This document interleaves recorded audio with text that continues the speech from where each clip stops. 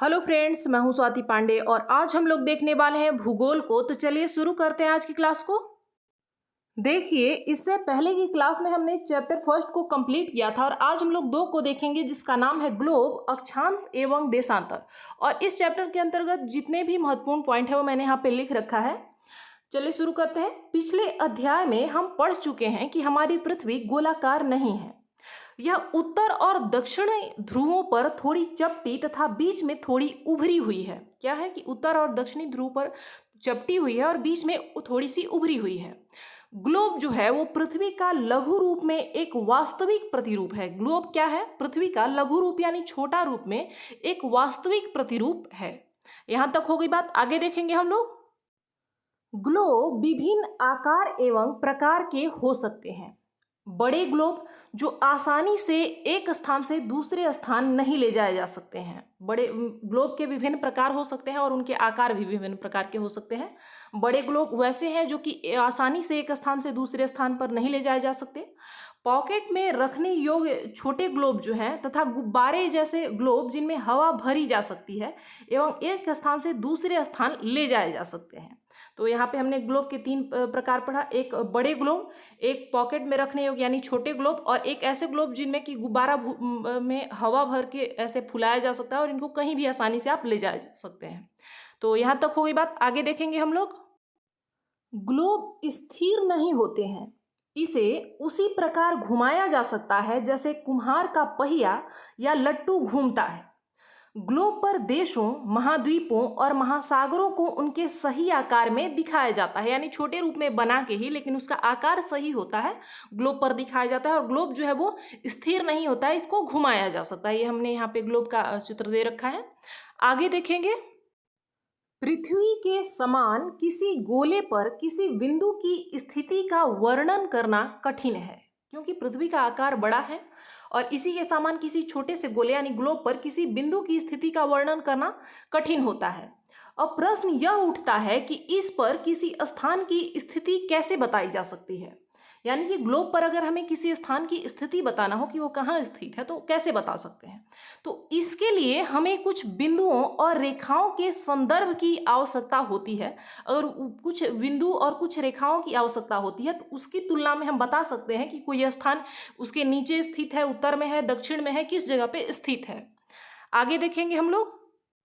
आप देखेंगे कि एक सुई ग्लोब में झुकी हुई अवस्था में स्थित होती है जिसे अक्ष कहा जाता है। ग्लोब पर वे दो बिंदु जिनसे होकर सुई गुजरती है उत्तर तथा दक्षिण ध्रुव है। देखिए, हम इसको इमेज की मदद से समझेंगे। देखिए, यहाँ पे ग्लोब का चित्र दिया गया है। इसमें यह जो सुई है जिसकी मदद से यह ग्लोब स्थित है इसको अक्ष बोलते हैं। और इस दोनों सिरे को जहां से यह सुई प्रवेश किया है, एक ऊपर वाले हिस्से को हम लोग उत्तरी ध्रुव बोलते हैं और निचले हिस्से को दक्षिणी ध्रुव बोलते हैं। यहां तक हो गई बात। आगे देखते हैं हम लोग। आगे बताया गया है कि ग्लोब को इस सुई के चारों ओर पृथ्वी की भांति पश्चिम से पूर्व की ओर घुमाया जा सकता है। तो ध्यान देंगे कि पृथ्वी किस तरीके से घूमती है, पश्चिम से पूर्व की ओर घूमती है। तो यह जो सुई है ग्लोब में, इसके चारों ओर पृथ्वी की भांति इसको पश्चिम से पूर्व की ओर घुमाया जा सकता है। लेकिन पृथ्वी पर वास्तव में ऐसी कोई सुई नहीं होती। यह अपने अक्ष पर चारों ओर घूमती है जो कि एक काल्पनिक रेखा है। जैसे हमने ग्लोब में सुई दे रखा है क्योंकि ऐसे आप किस चीज की मदद से उसको घुमाएंगे, लेकिन पृथ्वी पर वास्तव में ऐसी कोई सुई नहीं है। यह अपने अक्ष पर चारों ओर घूमती है जो कि एक काल्पनिक रेखा है। इस पे कोई वास्तव में रेखा नहीं है, ये काल्पनिक रेखा हमने बनाया है किसी स्थिति, किसी जगह का सही स्थिति पता करने के लिए। यहां तक हो गई बात। आगे देखेंगे। आगे दिया गया है कि एक अन्य काल्पनिक रेखा भी ग्लोब को दो बराबर भागों में बांटती है और इसे विषुवत वृत्त कहते हैं। देखिए, जैसे एक और काल्पनिक रेखा है जो कि पृथ्वी को बीच से यानी जो ग्लोब है उसको दो बराबर भाग में, जितना ऊपर वाला हिस्सा है उतना ही नीचे वाला हिस्सा हो, ऐसे बांटती है। और इसको क्या बोलते हैं? इस बीच वाले रेखा को विषुवत वृत्त बोलते हैं। उत्तर में स्थित आधे भाग को उत्तरी गोलार्ध तथा दक्षिण में वाले जो आधे भाग है उसको दक्षिणी गोलार्ध कहा जाता है। यानी इस विषुवत वृत्त से ऊपर वाले भाग को, इस उत्तरी भाग को हम लोग उत्तरी गोलार्ध कहते हैं और दक्षिण वाले भाग को, निचले हिस्से को हम लोग दक्षिणी गोलार्ध कहते हैं। यहां तक हो गई बात। आगे देखते हैं हम लोग। इस प्रकार विषुवत वृत्त पृथ्वी पर एक काल्पनिक वृत्त बनाती है। जैसे अभी ऐसे ये किसी भी जो पृथ्वी है हमारा या गोला है, उस पे ऐसे ये पूरे चारों ओर से बनाए हुए हैं, तो यानी कि ये काल्पनिक वृत्त है। विषुवत वृत्त क्या है? ये काल्पनिक है, वास्तव में ऐसा पृथ्वी पर कोई चिन्ह नहीं है, कोई निशान नहीं है। एवं यह पृथ्वी पर विभिन्न स्थानों की स्थिति बताने का सबसे महत्वपूर्ण संदर्भ बिंदु है। विषुवत वृत्त जो है कि पृथ्वी पर किसी भी स्थान को की स्थिति को बताने के लिए सबसे महत्वपूर्ण संदर्भ बिंदु है। विषुवत वृत्त से ध्रुवों तक स्थित सभी समानांतर वृत्तों को अक्षांश या फिर समानांतर रेखाएं कहा जाता है और अक्षांशों को अंश में मापा जाता है। देखिए, विषुवत वृत्त के ही समानांतर अन्य जो रेखाएं हैं उनको अक्षांश कहा जाता है या फिर समानांतर रेखाएं कहा जाता है, और इन रेखाओं को अंश में मापा जाता है। इन अक्षांशों को हम लोग अंश में मापते हैं। ये देखिए, इसको विषुवत वृत्त के जो समानांतर रेखाएं खींची गई हैं, इनको क्या कहा जाता है? अक्षांश रेखाएं या फिर समानांतर रेखाएं, और इनको अंश में मापा जाता है। देखिए, नाम में कंफ्यूज नहीं होंगे और गलतियां नहीं करेंगे। यहां तक हो गई बात। आगे देखेंगे हम लोग। आगे दिया गया है विषुवत वृत्त शून्य अंश अक्षांश को दर्शाती है। विषुवत वृत्त जो ये हमारा है बीच में, यह कितने को दर्शाती है? शून्य अंश अक्षांश को दर्शाती है। चूंकि विषुवत वृत्त से दोनों तरफ ध्रुवों के बीच की दूरी जो है पृथ्वी के चारों ओर के वृत्त का 1/4 है। ध्यान देंगे, विषुवत वृत्त से दोनों तरफ ऊपर यानी जो उत्तरी ध्रुव है और नीचे नीचे यानी दक्षिणी ध्रुव के बीच की दूरी पृथ्वी के चारों ओर के वृत्त का 1/4 है। अतः इसका माप होगा 360 अंश का 1/4 अगर आप करेंगे तो यानी कि 90 अंश।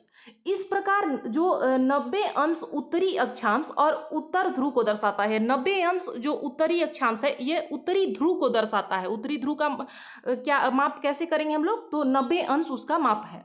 तथा 90 अंश दक्षिणी अक्षांश जो है वो दक्षिणी ध्रुव यानी जो नीचे की ओर है उसको दर्शाता है। कितना दर्शाता है? 90 अंश जो दक्षिणी अक्षांश है वो दक्षिणी ध्रुव को दर्शाता है, और 90 अंश उत्तरी अक्षांश उत्तरी ध्रुव को दर्शाता है। यहाँ तक हो गई बात। इसको अभी हम लोग अच्छे से मैप की सहायता समझेंगे। चलिए देखिए, यहाँ पे हमने ऐसे ही पृथ्वी का ऐसे फोटो ले लिया है। आप मान सकते हैं कि ये गोलाकार नहीं होके, ये जो फोटो है ये गोलाकार नहीं होके अगर इसको हम लोग खोल दे सीधे सीधे एक पन्ने की तरह सीधा, तो यहाँ से यह जो विषुवत वृत्त है हमारा, यहाँ से ऊपर पोल तक पहुँचने का जो न्यूनतम रास्ता है वो 90 डिग्री एंगल का बनेगा। भले इसको खोल देंगे तो यहाँ से यहाँ तक हमें ज़्यादा दूरी नजर आए, लेकिन जब उसको बंद करके वापस ऐसे गोलाकार इसका रूप दे देंगे तो वैसी स्थिति में जो इसकी न्यूनतम दूरी होगी वो 90 डिग्री ही होगी। तो इसलिए यह जो ऊपरी जो ध्रुव हो गया, उत्तरी ध्रुव हो गया, इसका जो मान हो गया वो क्या है? 90 अंश हो गया, और नीचे जो दक्षिणी ध्रुव हो गया इसका मान है 90 अंश। यहाँ तक हो गई बात, क्लियर हो गया। आगे देखेंगे हम लोग। आगे दिया गया है अपने स्थान से ध्रुव तारे का कोण मापकर आप अपने स्थान का अक्षांश जान सकते हैं। क्यों? क्योंकि हमने पिछली कक्षा में पढ़ा था कि ध्रुव तारा जो होता है हमेशा एक ही जगह पे स्थित होता है। तो उस स्थान से ध्रुव तारे का कोण मापकर अपने स्थान से आप अपने स्थान का अक्षांश जान सकते हैं। यहाँ तक हो गई बात। आगे देखेंगे। इस प्रकार विषुवत वृत्त के उत्तर की सभी समानांतर रेखाओं को उत्तरी अक्षांश कहा जाता है तथा विषुवत वृत्त के दक्षिण स्थित सभी समानांतर रेखाओं को दक्षिणी अक्षांश कहा जाता है। देखिए, ये हमारा बीच से हो गया विषुवत वृत्त, और इसके ऊपर में जितनी भी अक्षांश रेखाएं हैं इन सभी को उत्तरी अक्षांश कहा जाता है, और नीचे इस विषुवत वृत्त के नीचे दक्षिण में जितने भी अक्षांश रेखाएं हैं इनको हम लोग दक्षिणी अक्षांश रेखा कहते हैं। यहाँ तक हो गई बात। आगे देखेंगे हम लोग। इसीलिए प्रत्येक अक्षांश के मान के साथ उसकी दिशा यानी उत्तर या दक्षिण को भी लिखा जाता है। सामान्यतः इसे उत्तर या दक्षिण ऐसे शॉर्ट फॉर्म में अक्षर से व्यक्त किया जाता है। उदाहरण के लिए जैसे महाराष्ट्र में चंद्रपुर एवं ब्राजील जो कि दक्षिणी अमेरिका में है, इसमें बेलो होरिसोंटे जो एक जगह है, दोनों एक ही अक्षांश पर यानी 20 अंश पर स्थित हैं। लेकिन जो चंद्रपुर है वो विषुवत वृत्त के 20 अंश उत्तर में, यानी अगर हम मान लें कि यह हमारी पृथ्वी है और इसके बीच से यह विषुवत वृत्त गया है, तो और यहाँ पे इसको हम मान लेते हैं कि ये 20 अंश उत्तर है और ये 20 अंश दक्षिण है। तो जो हमारा महाराष्ट्र का वो चंद्रपुर है वो 20 अंश उत्तर में स्थित है, और जो नीचे वाला हिस्सा है जो कि बेलो होरिसेंटे है, यह विषुवत वृत्त के 20 अंश दक्षिण में स्थित है, यानी नीचे की ओर स्थित है। इसलिए हम कहते हैं कि चंद्रपुर जो है वो 20 डिग्री या 20 अंश उत्तरी अक्षांश पर है, तथा बेलो होरिसेंटो जो है वो 20 अंश दक्षिणी अक्षांश पर स्थित है। इसलिए हमें उत्तर या दक्षिण लगाने की आवश्यकता है, क्योंकि अगर आप ऐसे ही बोल देंगे कि 20 अंश अक्षांश, तो वो उत्तर में भी है और दक्षिण में भी है, तो हमें पहले उत्तर और दक्षिण ये दोनों लगाना आवश्यक है कि कोई भी जगह जिसके बारे में हम बता रहे हैं वो वास्तव में कहाँ स्थित है। तो ऐसे ही एक चित्र की मदद से यह देखेंगे कि जैसे जैसे हम विषुवत वृत्त से दूर जाते हैं, अक्षांशों का जो आकार है वो घटता जाता है। चलिए इसको देखते हैं। देखिए यहाँ हम लोग देख सकते हैं कि विषुवत रेखा से ऊपर जैसे जैसे हम लोग ऊपर जाते हैं वैसे वैसे अक्षांशों का जो आकार है वो घटता जाता है, क्योंकि हमने देखा है कि पृथ्वी का आकार गोलाकार नहीं है, यह बीच में उभरा हुआ है यानी ज्यादा फूला हुआ है, और ऊपर की ओर धंसा हुआ है, चपटा है। तो सामान्य सी बात है कि बीच में इसकी जो चौड़ाई होगी वो कुछ ज्यादा बड़ी होगी, इन जो अक्षांश है इनका आकार बड़ा होगा, और ऊपर जैसे जैसे ये ध्रुवों की ओर जाएंगे वैसे वैसे इनका आकार जो है वो छोटा होगा। तो यहाँ तक हो गई बात। आगे देखेंगे हम लोग। हमारा अगला हेडिंग है महत्वपूर्ण अक्षांश या समानांतर रेखाएं कौन कौन सी हैं। पहला तो हमने पढ़ा कि विषुवत वृत्त जिसका माप है 0 अंश, उत्तर ध्रुव जिसका मान है 90 अंश उत्तर में, तथा दक्षिणी जो ध्रुव है उसका मान है 90 अंश दक्षिण में। इसके अतिरिक्त भी, इन तीनों के अतिरिक्त भी उत्तरी ध्रुव, दक्षिणी ध्रुव और विषुवत वृत्त के अतिरिक्त भी 4 महत्वपूर्ण अक्षांश या समानांतर रेखाएं और भी हैं जो कि महत्वपूर्ण है। पहला हो गया उत्तरी गोलार्ध में कर्क रेखा जिसका मान है 23 डिग्री उत्तर में, दक्षिणी गोलार्ध में मकर रेखा जिसका मान है 23 डिग्री दक्षिण में, 23 अंश दक्षिण में जो रेखा है उसका नाम मकर रेखा उसको बोलते हैं, और ऊपर वाले उत्तरी गोलार्ध में जो 23 अंश जो उत्तर में है उसको कर्क रेखा बोलते हैं।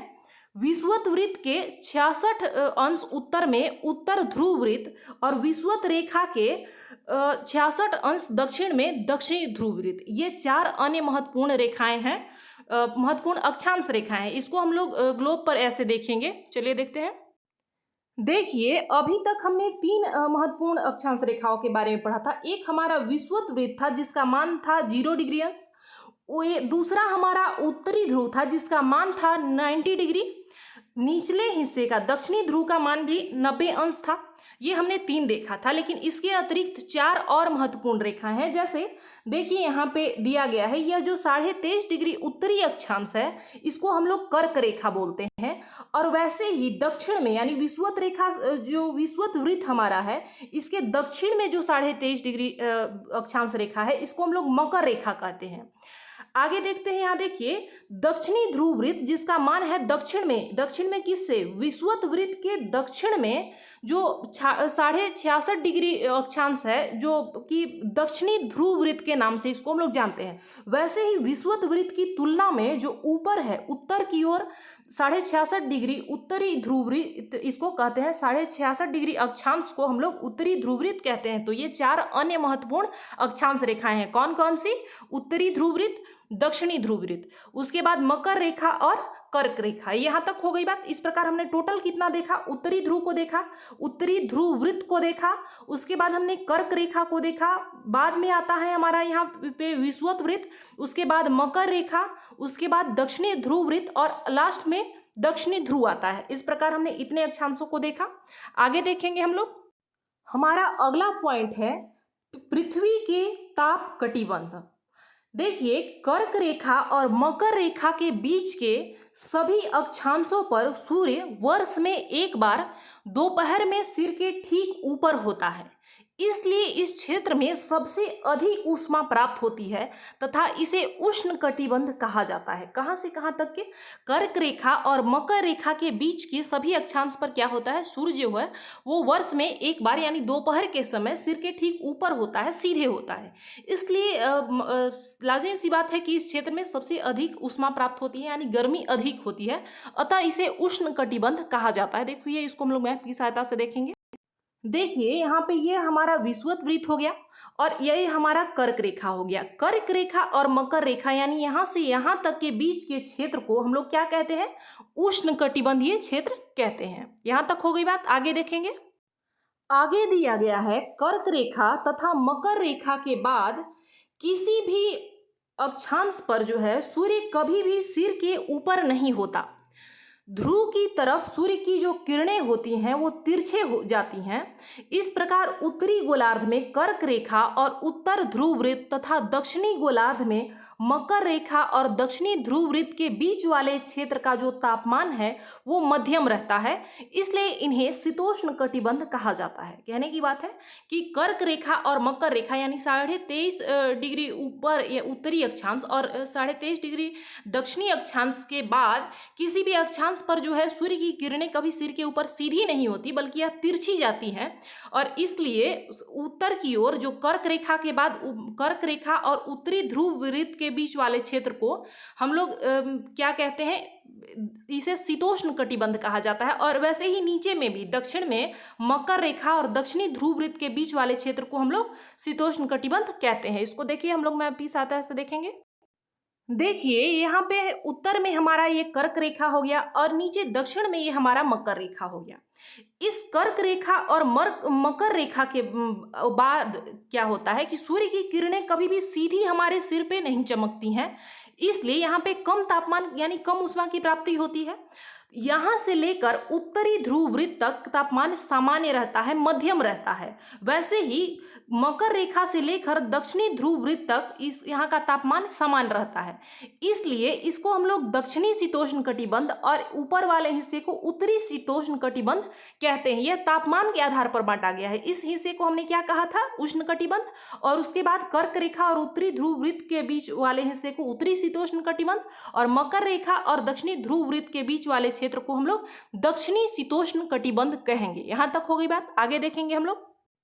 आगे दिया गया है उत्तरी गोलार्ध में उत्तर ध्रुव वृत्त एवं उत्तरी ध्रुव तथा दक्षिणी गोलार्ध में दक्षिणी ध्रुव वृत्त एवं दक्षिणी ध्रुव के बीच के क्षेत्र में ठंड बहुत अधिक होती है, क्योंकि यहाँ सूर्य क्षितिज से ज्यादा ऊपर नहीं आ पाता है, इसलिए शीत कटिबंध कहलाते हैं।